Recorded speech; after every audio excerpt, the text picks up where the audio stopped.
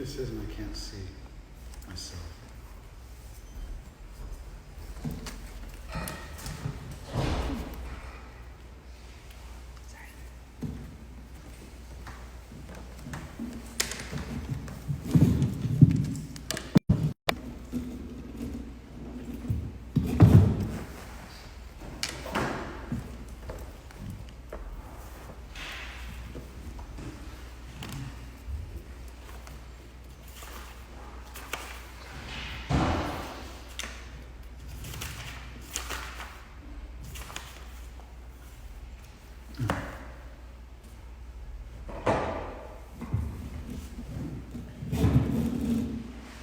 I generally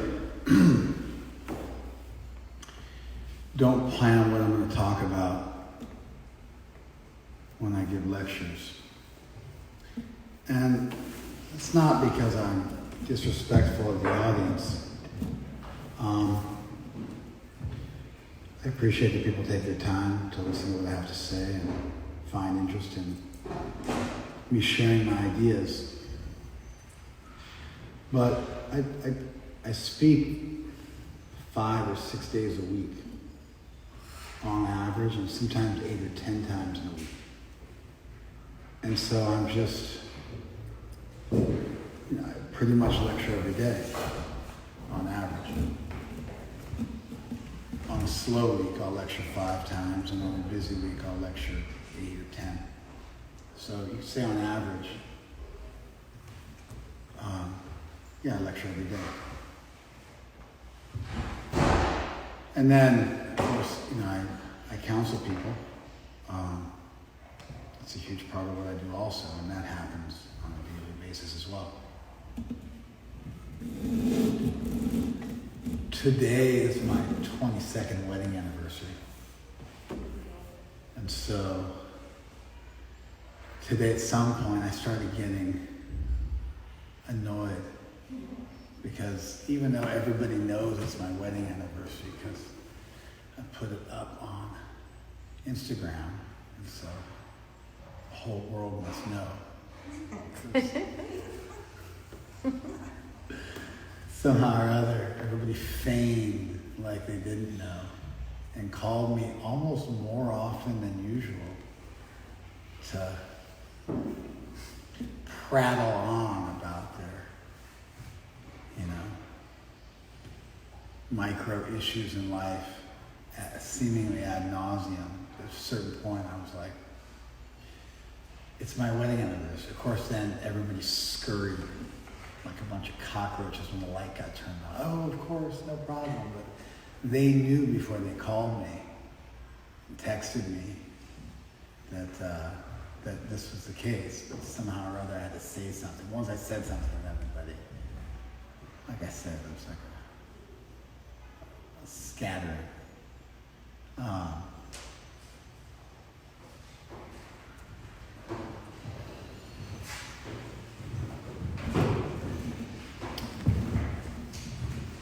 So you might think I'd be tempted to talk about marriage and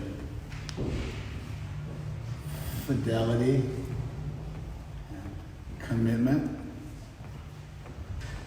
But that wasn't what's on my mind today. I'm still thinking about George Floyd and BLM and the protests and riots, which have largely died down, like they always do. It's okay. Because that's just what's on my mind. It's what's been going on. It's what I'm talking to people about all day long. So that's what's in my head.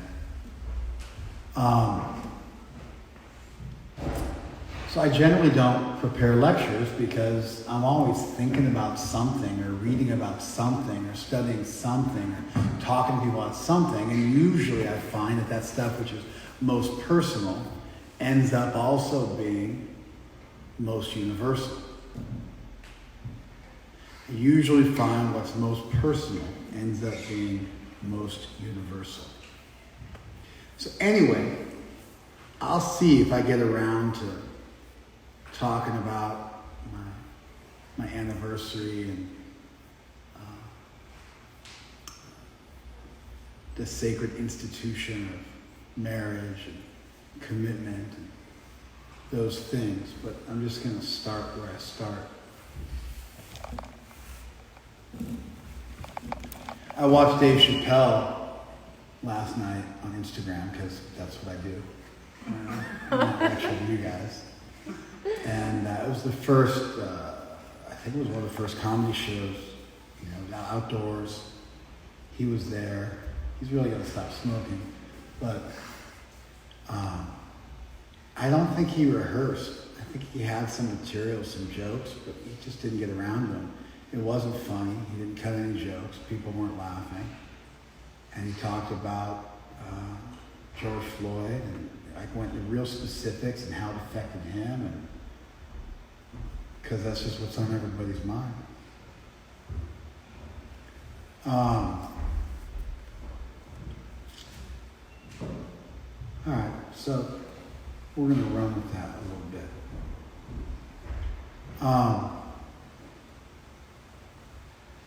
Do you guys all know how George Floyd died? I doubt it. So I'm going to just assume ignorance on your part, even though you all think you do. I'm going to assume ignorance on your part, and I'm just going to go over it in some detail. Varangi, stop taking over the feed. Mute yourself. Thank you. George Floyd is my age, 46 years old. Tall guy, big guy, 6'5", 6'6", big guy. And he was at a liquor store, convenience store in Minneapolis. I think it was called Cup Convenience Store. And it seems like he passed off a fake 20 and bought some cigarettes. And then went and sat out in a car just across the street from the convenience store and did whatever he was doing.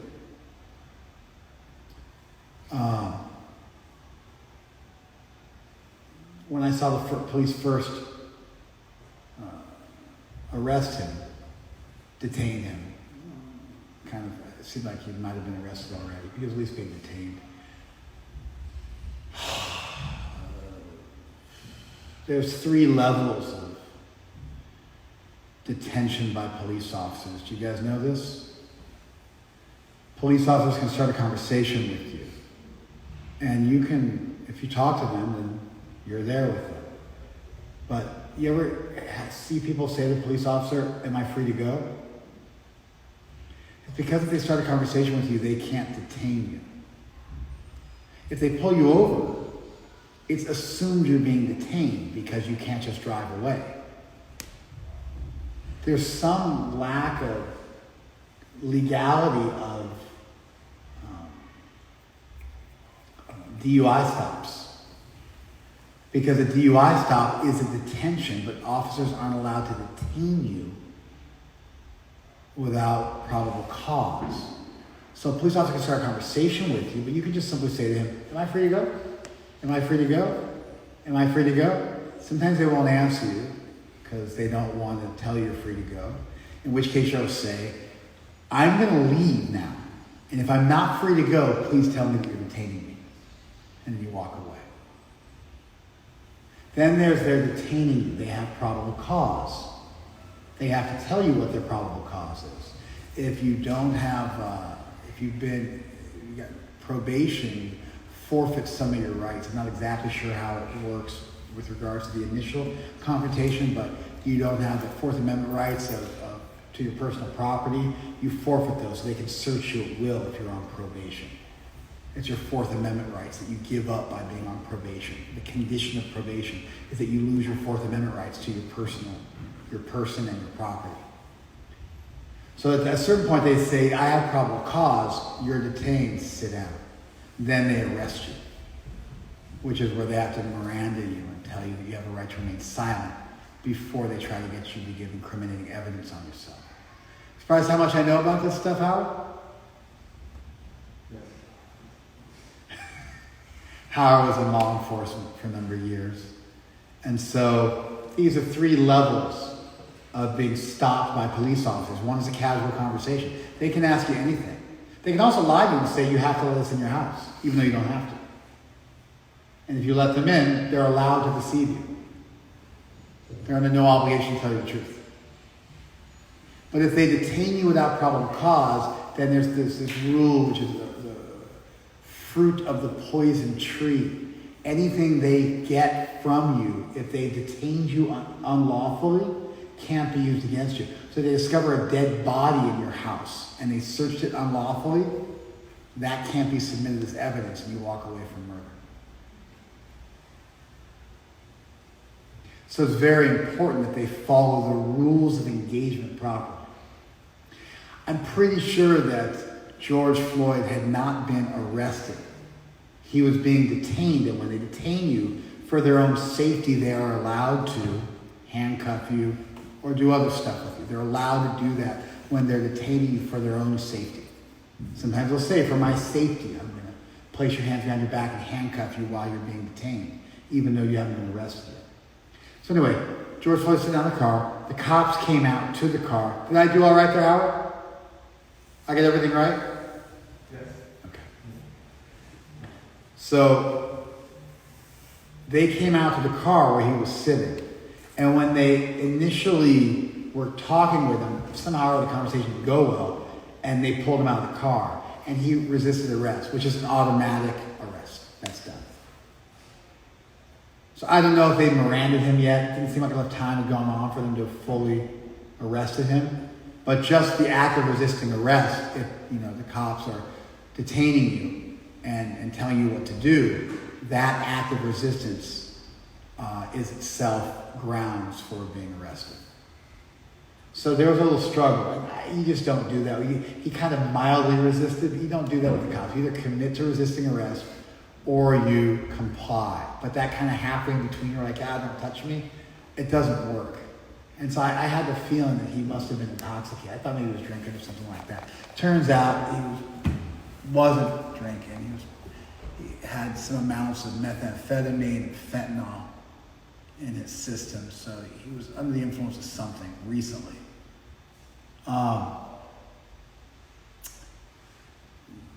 So anyway, they pulled him out of the car because they got this report of somebody, him passing off a fake 20. And those guys from the convenience store, they came out and they told him, give us our money back or give us our cigarettes back. Take your money back, give us our cigarettes back. He wouldn't do it. Then they went and called the cop. Cop showed up. Obviously, he didn't think he'd done that much wrong because he was sitting outside in the car. The conversation didn't go well. The initial conversation turned into them detaining him. He resisted arrest, and he must have been arrested. They took him from point A to point B. Some other cops showed up. That includes Derek Chauvin and his cohorts, his accomplices. And then he didn't want to get in the cop car. He had some kind of, you can hear him, he had some kind of claustrophobia. He was trying to avoid getting put in the cop car. And he fought it. At some point, maybe they got him in or they dragged him out the other side. I can't remember how he got from one side of the car to the other. He might have gone in and the other cops showed up and he was making such a fuss, they pulled him out. And then they got on top of him to control him because he was kind of fighting. You can't really make it out from the videos, from the different angles they got, but all of a sudden the cops kind of jump on him, and usually that means the guy's fighting with them on some level, which probably just means resisting arrest. Then they got him prone, which means face down, and they all sat on him. And when you look at the normal footage of him being choked to death, him being strangled to death, strangle is actually a better term. A choke is an obstruction to your airway. A strangle is when somebody constricts your breathing and kills you, renders you unconscious. So he was strangled to death. What you don't see usually from the normal angle they give, which is where you can hear him talking from the person's cell phone camera, across the street somebody else shows it, and they show 3 other cops laying on his body, or sitting on his body. So there's actually 4 police officers on top of him. Did you guys know that? Okay, half of you didn't know that. There's 4 police officers on top of him at one time. Now, anybody below your waist, they're not doing anything to you. But when you start to get above your waist and people sit on top of you, it becomes really problematic. I'll explain more about that in a bit. But anyway, George Floyd probably passed off a fake 20. He was sitting in his car. The guys came out and said, give us our cigarettes back. He wouldn't do it. he had some drugs in his system. And then the cops showed up. They pulled him out of the car. He resisted mildly. They cuffed him. They moved him from point A to point B. Other cops showed up. He was claustrophobic, didn't want to go in the car, which obviously is not going to go over well with law enforcement. Eventually that led to him getting put on the other side of the car, or maybe across the front of the car. It's hard to fully make it out from the angles that are available. And the criminal trial hasn't taken place yet. So eventually all these details will come out because the cops all give each other up and it'll all come out. And then Derek Chauvin, who knew him, they bounced at the same club. Derek Chauvin and George Floyd bounced at the same club and had overlapping shifts, so they would have passed the baton. Did you know that? How crazy is that? Derek Chauvin did not look like a guy who should be bouncing. He must have gotten the job simply because of his badge. George Floyd was like in really good shape. He was a big guy, and so he made more sense to me as a bouncer. Anyway, they knew each other on some level. Derek Chauvin then got on his neck, put his knee on his neck. Those are the famous footage you see with his hands in his pocket, which was really disturbing to me. And I was surprised. It was really disturbing to Dave Chappelle also. He went on about that for some minutes, and I was like, I felt some kinship with him because as soon as I saw the video, it was like one of the most disturbing things to me was the way he had his hands in his pocket, showing that he wasn't actually doing anything. He was like if you're trying to restrain somebody, your hands are not in your pockets. If you've got your hands in your pockets, you're actually not working. You're doing nothing. You follow? You have no balance at all with your hands in your pocket on your knees. So it meant that the person was not resisting at all. And he was totally contained. In which case, what's the reason for laying on him? Anyway, 4 cops, only one of which you can see were actually laying on him. They were up on him, on their knees, holding him down. So very standard practice. And it's what weak cops do when they have to overpower a bigger person. If it's larger cops, they generally don't have to resort to this. But you get these, that's like a dog pile type situation, which makes a lot of sense. The big guys resisting arrest, then you dog pile them. Sometimes you even get each person on a limb. Because even a stray limb can be a problem, especially if you don't know how to have a weapon. Then a lot of times you'll see 4 cops jump on 4 limbs. You ever done that? I've done that before. You got somebody, you don't know what they're doing, there's a group of you guys, you put them down, and then each one of you takes responsibility for a limb. You put your whole body on that limb, you shove that limb on the ground, whether it's a leg or an arm, that way the person cannot possibly get away. Then you put the hand behind the back, you cuff them, and then usually you can put them on the side. There's generally not a reason to keep somebody prone like that. It's a great position for control, but once they're cuffed, it's like, what are they going to do, you know? You got a bunch of cops standing around you, and you've been cuffed. Cuff his legs, too, but it's like, you can put them on the side. They don't do that. They keep him on his stomach. He's trying to turn to his side, but he can't. I wish he knew, like, some grappling. It might have, like, increased his chances of being able to frame his body in some way to make his breathing more possible. But, you know, he couldn't. The cops had no idea what they were doing. And they essentially smothered him almost like the way a python does, where he could breathe, because you only require 100 cubic centimeters of air in your larynx to talk. So you can breathe shallow like this, and you can talk like this. You can talk like, I want to talk like this. I'm just talking like this. I'm not breathing enough, and I'm going to eventually have to take a breath. You follow? And so you can get air into your larynx and you can talk, but not get air into your lungs. You need 600-700 cubic centimeters of air in your lungs to breathe. You only need 100 cubic centimeters of air in your larynx to talk. And so someone can be choking to death and they can still talk. It does not happen if you're drowning. Because when you're drowning, you're not getting any air into your lungs. You follow? And your body shuts down and stops. Even you want to talk, you can't. Your body won't let you, because talking is a secondary process, not a primary process. And so your body is so busy trying to breathe, it won't let you talk. So you can be sitting right next to somebody And with your last breath, you can't call out to them. So they call dying by drowning the silent killer. It's different when you're being asphyxiated and crushed. You can still get some short breaths and fade out. I thought George Floyd was crying out for his mother with his last breath as he went unconscious, because you usually get into this stage of hypoxic delirium. I've been choked unconscious at least a half a dozen times, probably close to a dozen. And sometimes you get into this state of hypoxia where you lose oxygen, and you start to think, you think you're somewhere else. Like you think, I'm on a field, I'm gonna lay down for a second, or I just have crazy thoughts, and you don't realize that somebody's got some kind of a stranglehold. I've been choked unconscious during sparring sessions while doing Brazilian Jiu-Jitsu in a controlled environment. And strangling someone unconscious does not hurt them. Punching someone in the head, that hurts them. Wrestling, jiu-jitsu is the art of control. And then whatever you do from there, joint locks or strangles, whatever it might be. Hitting is just the art of incapacitating, striking someone with your feet or your hands. It's much, much more dangerous. No one ever dies in a grappling tournament. People oftentimes die, not oftentimes, but every year, 1 or 2 boxers will die.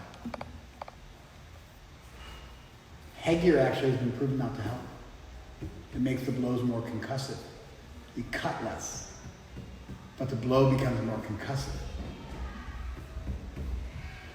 which is actually not a good thing. You'd rather get cut than concussed.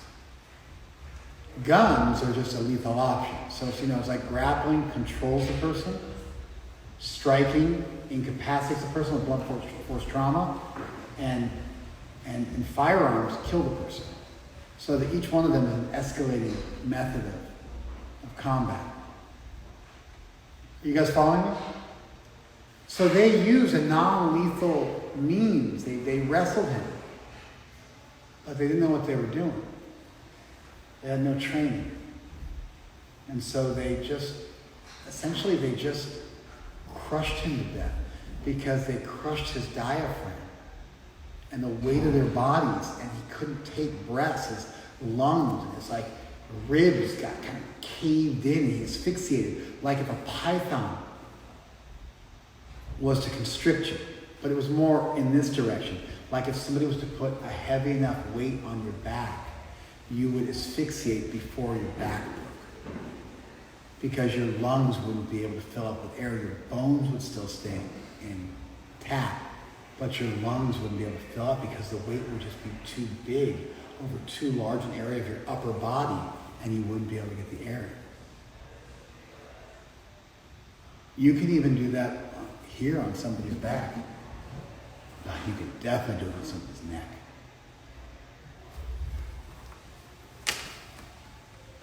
And so that's how he died.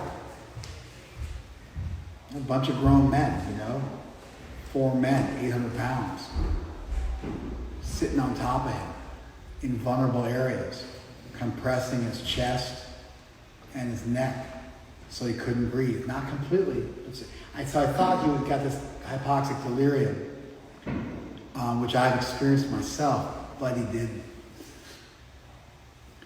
The reason I know that is because he said mama a few times and then started crying out, I can't breathe, And so he was still fully conscious. I had to watch the tape a few times to really be sure of it. But he was crying out for his mother, fully conscious, just at his wit's end. Not in a state of delirium, just in a state of desperation.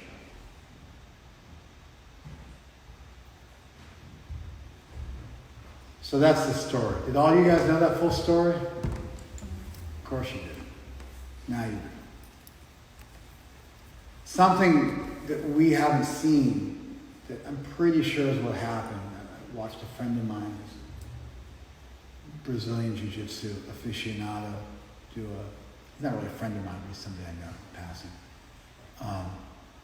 do a report. And when he said this, I was like, oh, that's exactly what happened. You can't see it from the camera angle, but most probably Derek Chauvin with this hand was turking Turk is a wrestling move that control your opponent where you lift their leg up in the air by intertwining it with your legs. He was pulling on his arm so that he could drive his knee. He used the arm as a counterbalance and pulled up on his arm behind the car so you can't see it, so he could drive his knee more into his neck. Do you follow? It's just your weight of 200 pounds on somebody's neck, and if you put your weight on one knee, it's like all focused on a very small area as opposed to both knees. So you could just kind of lean over on the one knee and all your weight's on one knee. But then to increase that pressure, almost like by like several times over, you can start to pull up, which then gives you a bite so you can drive your knee in. There must be a mechanical rule of like Newtonian physics that governs this, but some kind of counterbalance, almost like a pulley system or something like that. And so you're pulling up on one thing and it allows you to drive your knee in. You follow? You can't see it, but that's what would happen. So probably had one hand in his pocket and the other hand was pulling up on his arm. And that, it gets really brutal. And you can fight that kind of stuff off, but it gets tough. A lot of times if you're on top of somebody, you'll stick your knee in their diaphragm and then you'll hold on to their clothes or their lapel if they're wearing a gi, and you'll pull up and you'll drive your knee into them. And it really saps somebody's energy. Because you have to start to keep your stomach tight, and you have to start to breathe while flexing your stomach, and your breaths are much more short, and your stomach has to stay tight. The way boxers' stomachs have to stay tight the whole time they're boxing. But over minutes, your ability to tighten your stomach and breathe, you can't do it, and eventually your abdominal muscles give out. And then that's it. And it's very common, like against a novice grappler who doesn't know to turn to his side a little bit and how to breathe with the stomach tense. You can even tap them out just by applying knee pressure to the diaphragm while pulling up on them. It's kind of a mark of domination in a jiu-jitsu tournament, to be on top of your opponent and put your knee on their diaphragm and pull up on their leg and their lapel and drive your knee into the stomach. It shows like mastery of the technique and also that you really rendered them helpless. Something like that was going on. Not from the point of view of him being trained, but just like he's a little sadistic. I don't think George Chauvin knew he was going to kill, Derek Chauvin knew he was going to kill George Floyd. I just assume he's not that stupid. He was on camera. But he had such a desire to dominate this other individual that it clouded his judgment. He didn't look down on him for minutes after he was unconscious. And so there's got to be some degree of sadism in there, even if it wasn't murderous intent. There's some degree of sadism in there, of enjoying that kind of power at somebody else's expense.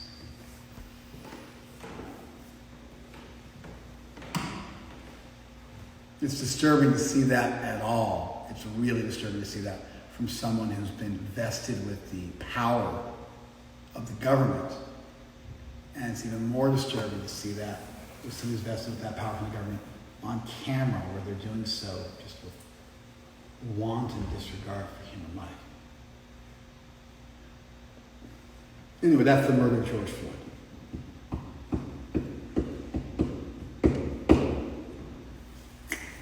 Okay.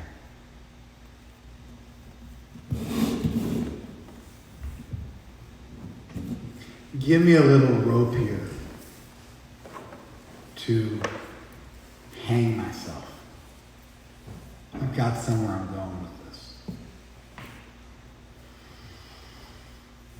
Well, USA Today I don't know how much you guys know about crime statistics, but the standard document for mapping crime in the U.S. is the FBI's UCR, their Uniform Crime Report that they publish every year. And the 18,000 police departments in the country are supposed to report to that, but it's voluntary, it's a guideline. And so, generally speaking, about half of the police departments don't report, so the report is sorely lacking. Reporters kind of since the beginning of the Black Lives Matter movement, which started with Trayvon Martin and George Zimmerman's murdering of Trayvon Martin. George Zimmerman's like a wannabe cop who murdered Trayvon Martin after he got his ass kicked by him. After he approached him to mess with him, got his ass kicked by him, and then he killed him. And then he got off on something called stand your ground laws, which are all the rage in Florida and in many states in this country. Do you guys know stand your ground laws? I don't think you do, but I'm going to explain it to you. You're nodding your head. Yes, I'm saying I don't think you do. But I'm going to explain it to you. So everybody else is saying no. You were saying yes, so you're the one in doubt. There's something called castle law. Castle law is that if you're in your home or your place of business, you do not have to retreat. If someone comes into your home or your place of business, you don't have to retreat. You're allowed to use whatever force is necessary to protect your life and your property, and you're under no requirement to retreat. Castle law is old. A man's home was his castle. It goes back to a long, long time. It's been around since before this country's been there. Castle law kind of becomes stand your ground law. Stand your ground law is anywhere you are is your castle. You follow? If I'm in a public space, anywhere I am, I never have to back down. In most states, you're required to flee. So if you want to kill somebody in self-defense, you will flee to a corner. Then when the person approaches the corner, you'll say, "Stop, leave me alone. I'm afraid for my life." And then once you've said that, then you'll break out your gun and shoot them. You could say, I was afraid for my life. I couldn't run anywhere. I tried to run away. This is how people deal with when you have a legal obligation to flee a dangerous situation. But in many states, especially in the South, you're not obliged to flee a situation. Anywhere you are is your castle, and no one can make you move an inch. And if anybody encroaches on your space, you can draw a line of sand and say, don't cross that line. If they do cross that line, they've invaded your castle, and you're allowed to defend yourself with any means necessary, provided you can explain you had a reason to fear for your life. You can't say he walked past me and I was afraid for my life. They take into account what a reasonable person would feel.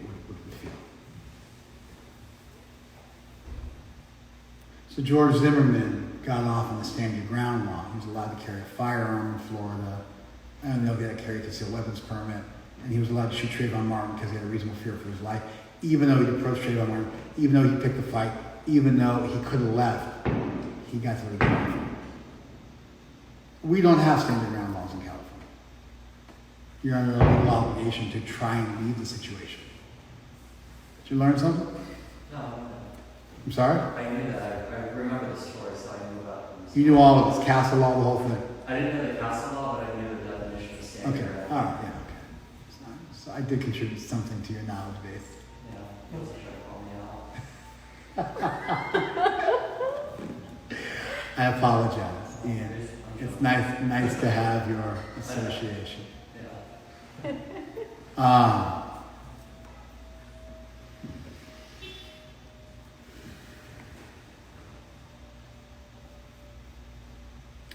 That started the Black Lives Matter movement. And what happened was newspapers like the Washington Post and the Guardian, big newspapers, realized that you couldn't get good crime statistics from the federal government because they didn't have them. So they started using the Freedom of Information Act to approach police departments all over the country and do meticulous journalistic work and compile the most comprehensive databases of crime in this country that have ever been compiled. So now the databases compiled by universities as well as by newspapers are the most comprehensive databases we have in this country since about 2015. They got wiser. A couple of years after Trayvon Martin, they got into this. And so we have new statistics. USA Today just put a bunch of research together 12 hours ago. 34 people over the last 10 years have said, I can't breathe, and then been killed by cops. Now, that might not be the statistics you assumed were around there. You might assume it's like 1,000 people a year or some crazy number like that, and this finally has to stop. It's not that bad. It's about 34 people, so 3.5 people a year over the last 10 years, every year, are reported as having said, I can't breathe, and then were killed in that arrest. It's not nothing. And given that they might not have been, this might be underreported, and they're still, largely based on who they get information out of, it's not possible to research everything. It could be double that amount. But at least we know 34. 132 deaths are listed as asphyxiation during arrest.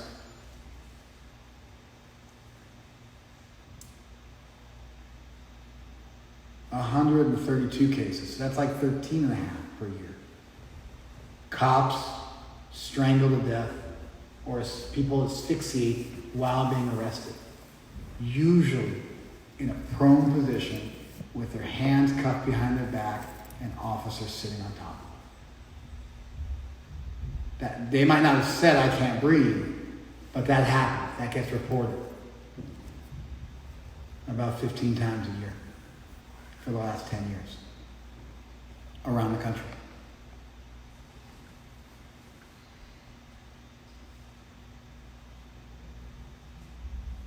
A lot of times the medical reports will cite something called excited delirium. People are kind of freaking out so bad they asphyxiate themselves, but there are no cases of excited delirium in existence other than when cops are arresting you and have you face down prone with your hands tied behind your back. So excited delirium in that case would be almost like a euphemism for police officers strangling you to death or crushing you to death. Really, strangling isn't correct because a strangle implies some kind of like you're actually like purposefully doing this as opposed to like a blunt crush just from a dog pile. And so they cite excited delirium, and almost none of these cops get prosecuted. But this happens in this country. Maybe not as frequently as one would think, but it does happen. 15 times a year, 13 times a year. And nobody's really doing anything about it.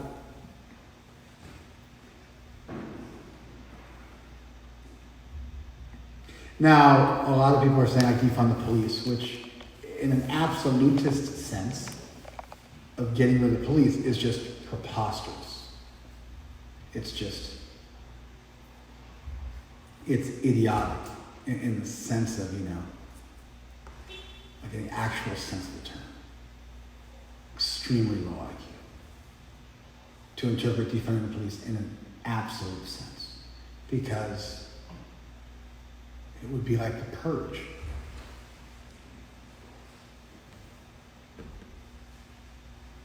I've lived through riots when the cops bailed.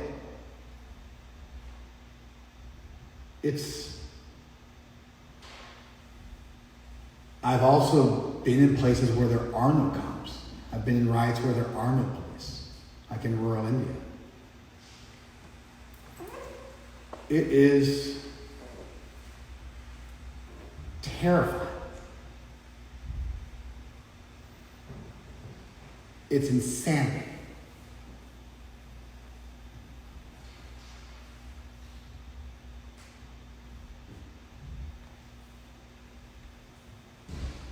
It brings out the absolute worst in people. So, anyway, when people talk about defunding the police, what they really mean is let's get more social workers out there. Let's get community leaders out there. Let's get mental health professionals out there. Let's get people out there in the field doing things that cops are tasked with doing that don't require deadly force to be present. And have the cops I mean, a lot of times the police budget in a city will be several orders of magnitude above the budget for every other department in the city. It's the same way we invest in the military in this country. And the defense budget is so big. Sometimes you look at graphs and you'll see the police budget is like, they got a graph and the police budget is like here and everything else is like here. Education, all these, like this big. The police one's like this big. 5 million, 10 million, 400 million. Crazy disparity. So let's just focus on the cops coming out when you need somebody with a deadly weapon, when you need deadly force. And let's stop having the police do community outreach work and work that would best be left to welfare and social services people. Okay. Because they're poorly trained to do that anyway, and it's not their job description.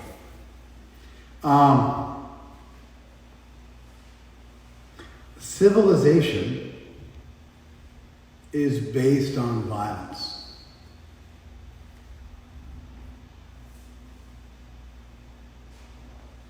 The law of the jungle is based on violence. Social mammals follow a culture of violence. In social mammals, you have the alpha. The alpha is the most physically dominant male in the pack. That's how it works. The alpha's position oftentimes gets challenged. The alpha has to defeat the challenger. Amongst wolves, which in many ways mirror human society, when the alpha defeats the challenger, the last thing the challenger does is roll over and do this with its back. Rolls over and goes like this and puts his head up, allowing the alpha to grab a hold of his throat and rip his throat out. But then the alpha doesn't do that. That's the symbol of I give up. That's like tapping out. It's understood you're giving up and you're making yourself vulnerable. The most vulnerable part of your body, your neck is the most vulnerable part of your body. Everything. Everything is just right there. Your larynx, your carotid arteries, so many vital organs, your spine. And they just pass through this little bottleneck. And it's totally indefensible. It's like the most vulnerable part of the body. Anyway, we'll get back to that in a minute too. But when you get to human beings and we form civilizations, the undercurrent of every civilization that has ever existed and will ever exist is the threat of violence.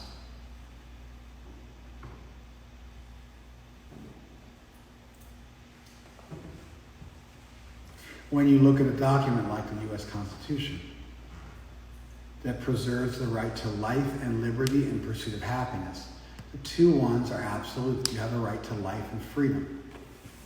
Your pursuit of happiness is a third right. It's listed third on purpose because your pursuit of happiness cannot obfuscate or inflict upon the life and liberty of another person. If your pursuit of happiness takes away from or impinges on the life and liberty of another person, then we are allowed to take away your life and liberty. We take away your liberty with prison, and we take away your life with killing you. Without that threat of punishment, there is no civilization. Civilization depends on there being consequences for breaking of social norms. And what that boils down to is, if you commit rape or murder or you harm somebody, then we have a gang of large people who are armed better than you are, who will come and capture you. You follow? Imagine, for instance, that traffic laws became traffic guidelines.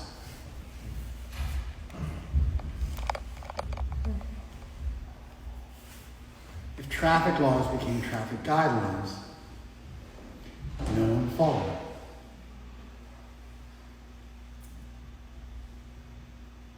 When a police officer pulls you over, he's following city ordinance, which follows state law, which follows federal law, which follows the Constitution. And the cop who pulls you over is actually carrying the authority of God.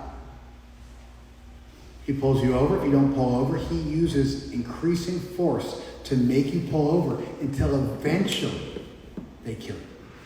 They ram your car off the road and shoot you to death if you still won't get out of your car.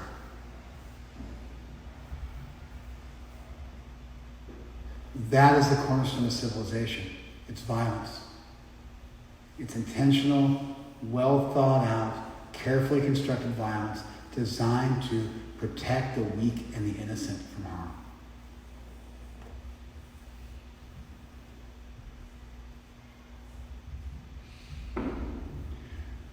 Our Creator, we've been endowed by our Creator with certain inalienable rights. Our Creator, they invoke God.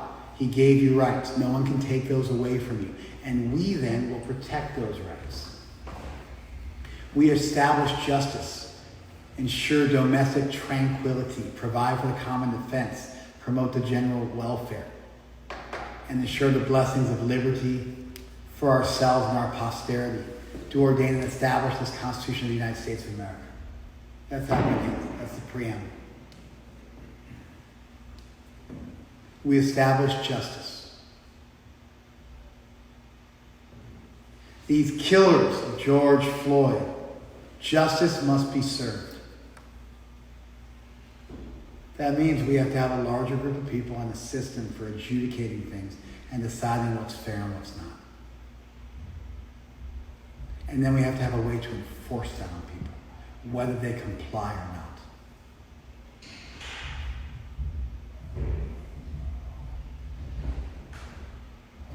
That's civilization. It hinges on the linchpin of all civilization is the threat of violence if we disregard the rules and norms of our society. It always has been and always will be the critical feature of any democracy. Of any civilization. Secular, theocratic, makes no difference. That just sets up different sets of rules and crime and punishment, whatever. We need this. We need to be able to call the police because someone's overpowering you and doing something unfair to you, and they'll come and they'll stop that person, whatever it takes.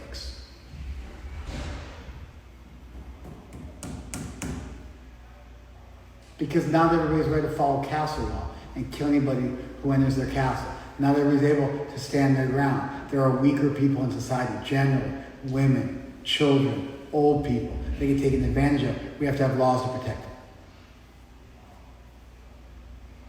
It's what separates us from animals. That our might equals right is done according to a system of equality that transcends mere might. And we all agree that we're going to make these people the strongest people. They're going to be like better armed than all of us. None of us can stop them.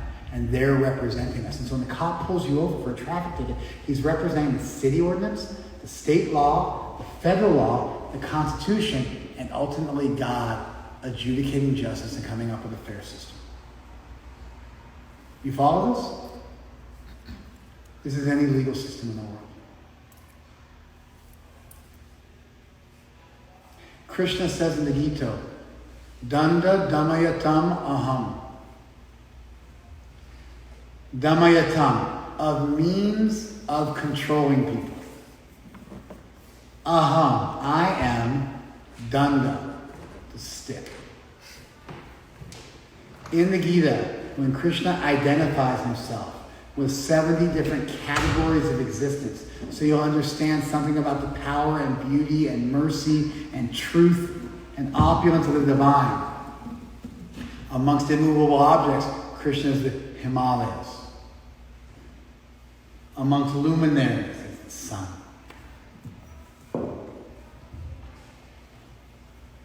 And amongst means of controlling people, Krishna is the stick. There's the Upaya Chatushtaya. There's the four means. These are old Vedic rules of diplomacy and statescraft that most Indian-born children know. You know the Upaya Chatushtaya? Samadhan, Bade, and Danda? You know these? No? I just told you the Danda. Everyone in the room knows Danda. According to old Indian legal manuals, there's 4 ways of dealing with difficult situations. Sama, you ignore it. A lot of times they'll just go away. That works sometimes. Sometimes the best thing to do is just let them go away. Oftentimes there'll be some person, they'll yell at me or make some trouble, and I'll just ignore them because that's the best thing to do. Just, they'll go away. You ignore them and they go away. You give them the silent treatment and eventually they tire out and go away. This happened with my daughter today. She was crying and making noise and I ignored her and she stopped crying and we got back to life. My 2-year-old. Sama. Dam. Dam means you give somebody something. You try to appease them. You give them something. Somebody's making too much noise or making too much trouble, you offer them something. Bade. Bade is divide and conquer. Bade means to divide. It means you sow seeds of dissension amongst their ranks and engage in diplomacy and statescraft and in espionage and, skullduggery. Word I learned from Mike Tyson. I don't like the great words, the English language. You become a raconteur. You engage in skullduggery.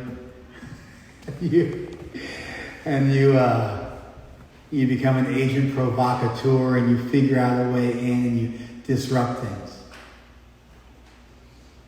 You divide and conquer. You find the weak point in your enemy and you use that to disrupt their unity.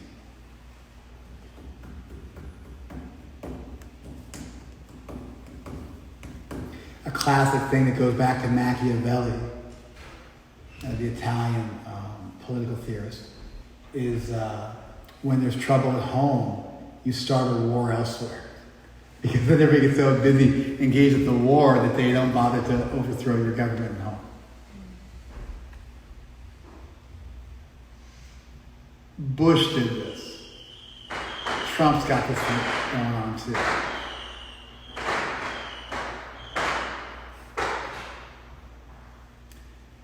And then the last one, the last thing you do is you do done. You use violence.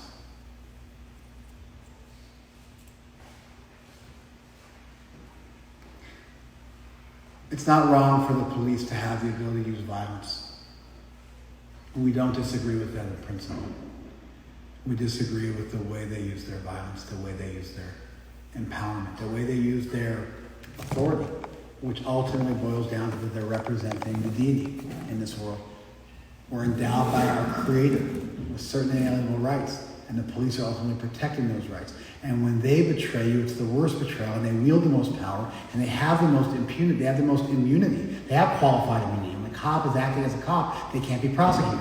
Like someone with diplomatic immunity. They have a qualified immunity that step outside of policing and do something which is wrong and outside of the scope of their employment, and then they can be tried, which is what's going to happen to Derek Chauvin and his accomplices. They broke the rule, they broke the covenant. They failed the system they were sworn to protect, they abused it. There were cops who raped women that they pulled over on traffic stops. This happens every few years. You hear about this. Some police officer is raping women that he pulls over on traffic stops. And it's like, and they get the book thrown at them because that kind of a betrayal where they use the power vested in them, a sacred thing, and they betray that trust. It's the most morally repugnant thing.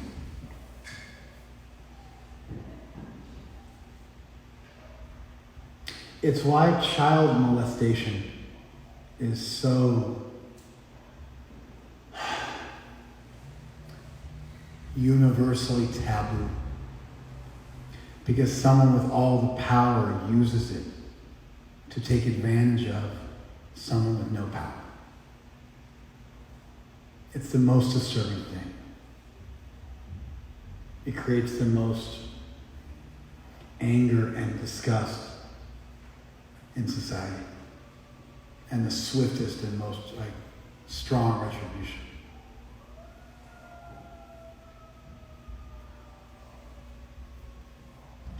I think we need a stronger police force. I think all of our police officers should have to be extremely fit, be able to run. They also have to be really strong.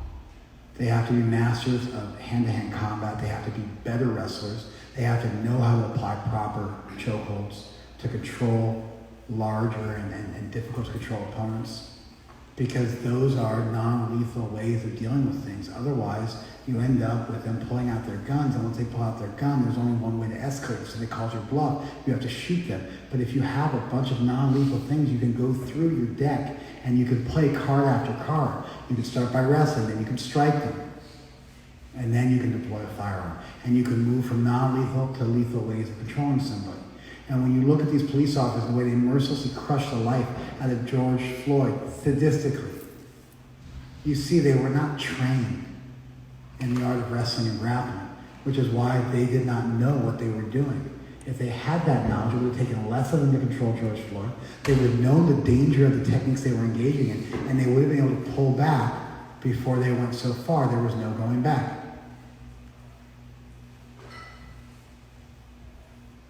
Krishna says he's the stick. I think the stick is necessary. Our Constitution thinks it. All civilizations think it. You think it too if you think about it carefully enough. What we need is more qualified police officers who can handle the responsibility that's been given to them, and they have to have more tools in their toolbox, and they have to know how to use those tools so non-lethal weapons don't become lethal weapons, and they don't just lazily dogpile someone to death because they're too weak and incompetent to do anything else.